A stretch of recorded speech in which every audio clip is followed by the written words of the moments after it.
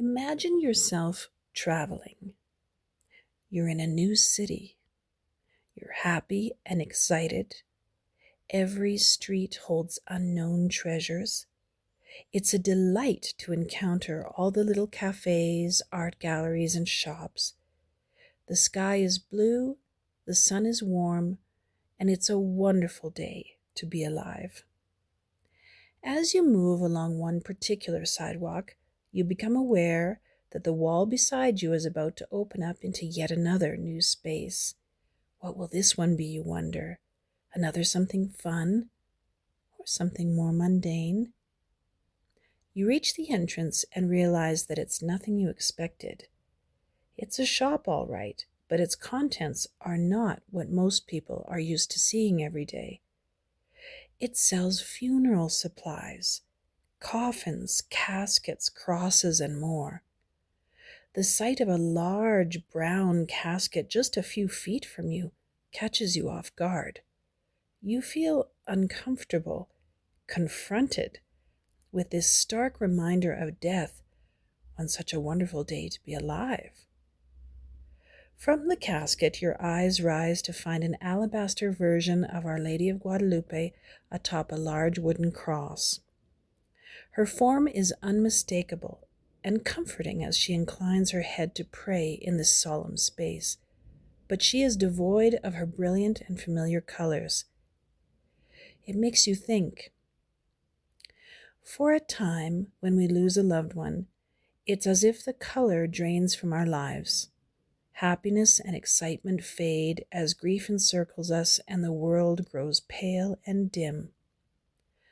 But color will return to us here as life continues elsewhere.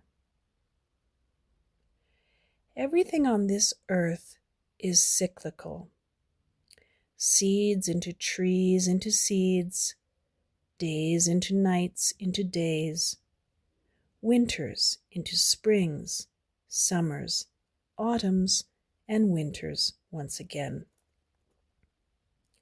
Every moment changing cycles are the nature of this world. Remember, though, that within our human forms, with their cycles, childhood, adulthood, old age, we are all divine beings. Our human forms fade as part of the natural cycle, but our divinity is eternal. It's hard for us here, now, to know that, to trust that. But let me tell you a story. When my dad was at the end of his life, he began to fold in on himself like a flower long past its bloom. He was in hospice, and he'd gradually started to communicate with us less and less, but he began to speak faintly of things and to people whom we couldn't perceive, including his mother and father, who'd both been gone for many years. It was as if he was still partly in this world, but looking ahead into the next.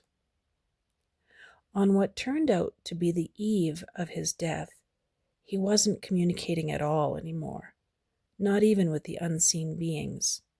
He was quiet and deep, deep inside himself. My sister and I had been with him all day, and we planned to be back early the next morning, so we decided to leave and get some rest.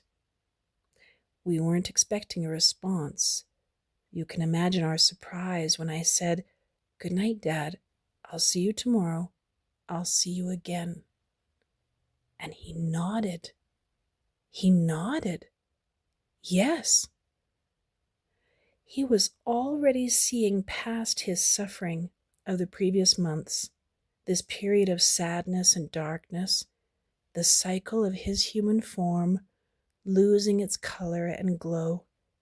He was looking ahead, and yes, we'll see each other again. Like Our Lady, always again resplendent in her turquoise pink and gold, in full color and glory, our loved ones too are waiting for us.